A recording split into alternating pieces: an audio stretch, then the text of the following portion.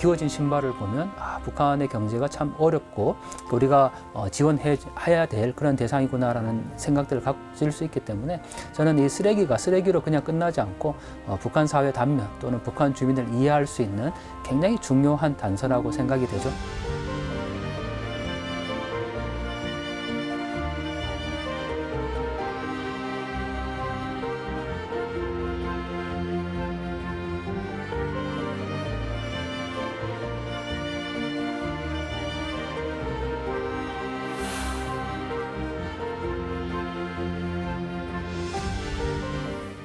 네, 사만사 오늘 주인공은 쓰레기로 북한을 연구하는 강동환 교수입니다. 이경호 해설위원이 만나고 왔습니다. 자, 안녕하세요. 안녕하세요. 자, 북한 연구가 사실 쉽진 않잖아요. 가볼 수 없으니까. 네, 그래도 그렇죠. 북한에 살다가 나온 탈북자를 접촉해 볼 수도 있고 네. 북한 매체의 보도를 분석할 수도 있고 여러 방법이 있을 텐데 왜 쓰레기입니까? 본인이 선택한 방법은 직접 눈으로 보고 그걸 갖다가 연구하자라는 거였답니다. 처음에는 북중 접경 지역을 많이 방문했는데요. 네. 코로나 때문에 막히고 또 추방도 당했다고 합니다. 공안에 검거돼가지고요. 그래서 선택한 방법이 서해오도 돌아다니거나 동해안 일대에 떠밀려오는 쓰레기를 줍는 거였다고 합니다. 네. 자, 영상 좀 볼까요? 네, 강동환 교수는 부산에 사는 북한 이달 주민들의 정착을 돕는 동아대 하나센터 소장을 맡고 있기도 한데요. 연구실에서 그동안 모은 북한 관련 물품들이 가득 있었습니다. 모두 북한 접경 지역이나 동해안 일대, 서해안 일대에 내려온 북한 쓰레기들입니다.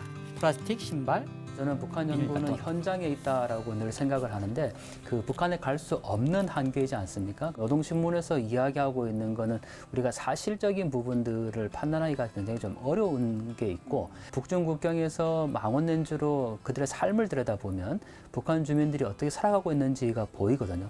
아무래도 북중 국경 지역에서 사진을 찍는 건 엄격히 제한되어 있지 않습니까? 망원렌즈를 주로 이제 숨겨서 아니면 중국 쪽 높은 산 위에 올라가서 북한을 바라보면서 사진을 찍는다든지 했기 때문에 아무래도 그런 이동 간의 어려움들이 많이 있었고 또 감시를 피해야 되는 그런 상황이기 때문에요. 그런 것도 저희한테는 굉장히 좀 어려움이 많이 있었고 또 북중 국경에서는 북한 사람을 만나는 거는 뭐 당연히 제한되어 있지 않습니까? 그래서 몰래 그렇게 만나는 것 자체가 좀 어려움이 많았었죠. 네, 2019년 말에 말씀드린 것처럼 중국 공안에 검거되면서 입국 금지를 당했고요. 코로나 네. 때문에 2년 동안 못 가봤고요. 그렇게 3년째 지금 북한을 못 가고 북중 접경 지역을 못 가고 있다고 합니다. 그러니까 실제로 주로 연구 수단으로 삼던 게 발이 묶이면서 할 수 없이 하는 게 이제 쓰레기 연구인 셈이군요. 쓰레기를 대체제로 연구 수단으로 네. 삼은 거죠. 주로 어디에 가서 수집을 하는 겁니까? 서해오도, 동해안 일대 다니고 있다는데요. 한번 얘기 들어봤습니다. 한국에서 북한을 가장 잘 볼 수 있는 것이 어딜까 생각을 해봤더니 그게 서해오도였던 거죠. 백령도라든지 연평도라든지 거기서는 불과 북한과 뭐 가깝게는 4km밖에 떨어져 있지 않으니까요. 그래서 거기에 가서 이제 북한의 모습을 촬영을 하고 왜냐하면 북한이 선전구호라는 것을 항상 달아놓잖아요. 근데 그 선전구호가 어떻게 변하는지도 저희로서는 북한을 연구할 수 있는 굉장히 좋은 자료가 되거든요. 그래서 국내에서 북한을 볼 수 있는 것이 어딜까 갔다가 이제 촬영을 하고 나오다가 해안가에서 우연히 쓰레기를 보게 된 거죠. 이게 왜 여기 있을까라는 생각이 제일 먼저 들었었죠. 그래서 백령도에 이렇게 북한 쓰레기가 떠밀려 왔다면 나머지 연평도나 대청도, 소청도 이렇게 서해안 주변 섬에도 다 있을까? 이런 마음을 갖고 이제 서해오도 지역을 섬을 일일이 찾아다니게 된 거죠. 네, 교수님도 교수님이지만 조교들, 대학원생들 얼마나 힘들까요? 네. 쓰레기를 통해서 어떤 점들을 좀 유추합니까? 구체적으로? 일반 쓰레기가 아니라요. 주로 이제 상품의 포장재나 생활용품 같은 것들이 떠밀려 오기 때문에 그 포장재는 또 정보가 적혀 있지 않습니까? 네. 상품의 상태를 보면 또 품질 같은 것도 알 수 있고요. 그런 걸 통해서 연구를 할 수 있다고 하는데요. 어떻게 연구하는지 한번 또 들어봤습니다. 일단 북한에서 어떤 제품들이 생산되고 있는가 그리고 또 북한에서 이 생산된 제품의 포장지를 보면 공장이라든지 또는 제품의 뭐 디자인이라든지 왜냐하면 북한도 산업 디자인을 굉장히 강조하고 있거든요. 정치 선전을 위해서. 그래서 그런 산업 디자인도 알 수가 있고 또 뭐 주 원료라든지 이런 것들을 통해서 북한 경제를 좀 가늠해 볼 수 있는 그런 단서가 되죠.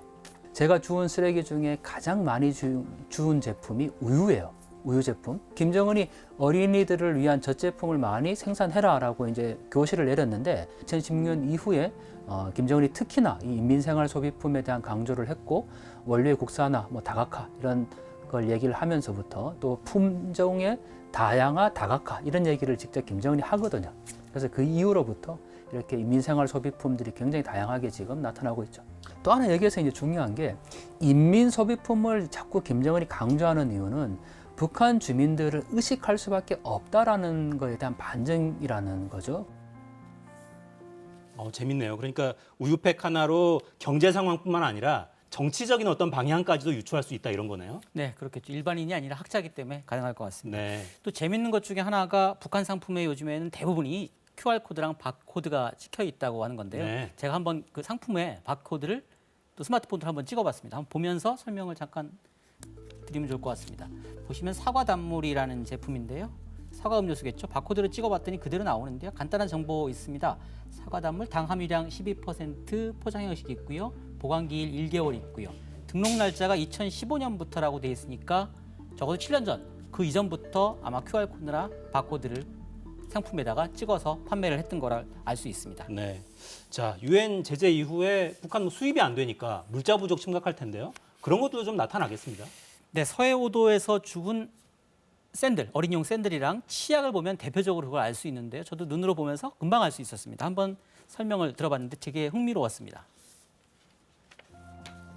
교수님, 요거는 이제 북한 어린이들이 신는 샌들과 네. 같은데요. 여기 영리한 너구리라는 예. 캐릭터가 있잖아요. 예, 예. 이게 이제 북한에서 나오는 가장 유명한 캐릭터니까 이 캐릭터를 보고 이 제품이 이제 북한 신발이다라는 걸 알 수가 있는데 중요한 거는 이게 실로 다 지금 기워져 있잖아요. 예, 여기 지금 네. 많이 기웠어요. 거의 다 뭐 기울 네. 수 있는 만큼은 다 기웠다고 보는데. 그렇죠. 떨어진 네. 부분들은 다 이렇게 흰색 솔로 다 기워져 있는 걸 볼 수가 있죠. 그래서 이게 북한 신발인데 이 정도로 북한의 또 경제 상황이 어렵구나라는 것들을 간접적으로 알 수 있는 단서가 되는 거죠.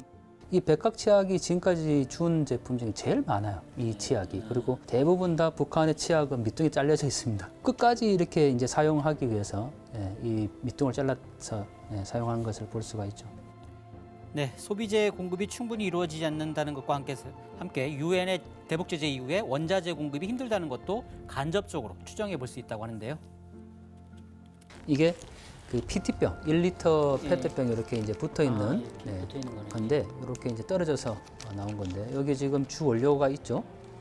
여기에 사과향 8월 풀당이라고. 8월 풀당이 뭔가요? 그러니까 8월 풀이라는 식물에서 추출해낸 당 성분인 거예요. 그래서 실제로 평양에 8월 풀당 가공 공장이 있거든요. 그러니까 설탕 대용품으로 이 8월 풀당을 이제 사용하는 거죠. 설탕 수입이 원활하지 않다는 그렇죠. 뭐 원료 설탕을 만들려면 원료도 수입해야 되고 또 국제 무역 시스템 안에 있어야 되는데 그게 안 되다 보니까 이렇게 8월 풀이라는 그 식물에서 단맛을 추출해내서 이 탄산가스, 이 탄산음료를 만들어내는 거죠. 네. 저게 우리식 사회주의의 뒷면일 수 있겠네요, 진짜.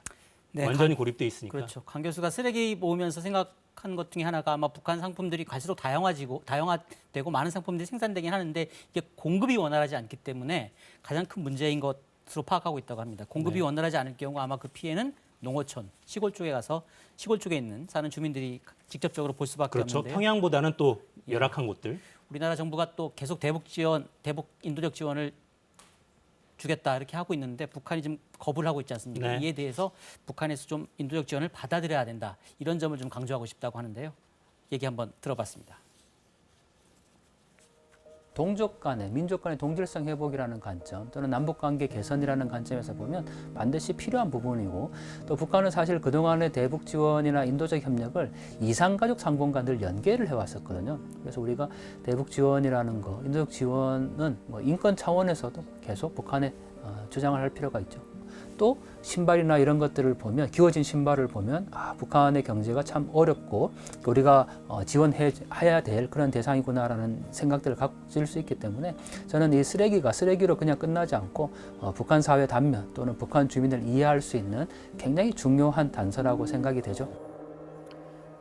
네, 강 교수는 그동안 모은 쓰레기 모아서 이렇게 잘 정리해서 전시할 생각도 갖고 있다고 하는데요. 네. 우리나라 국민들이 북한 쓰레기를 통해서 북한의 생활상을 알면 좀 더 북한을 이해할 수 있지 않을까 이런 희망이라고 합니다. 네. 자, 교류가 좀 활성화되면서 일단 북한 사람들도 같은 사람들이니까 생활 수준이 좀 올라갔으면 좋겠고 연구진들도 섬 해변 헤매는 고생도 좀 덜 하고 연구를 활발히 했으면 좋겠네요. 네, 이경호 의원 잘 들었습니다. 자, 9월 사사건건 여기까지입니다. 10월에도 4시엔 사사건건.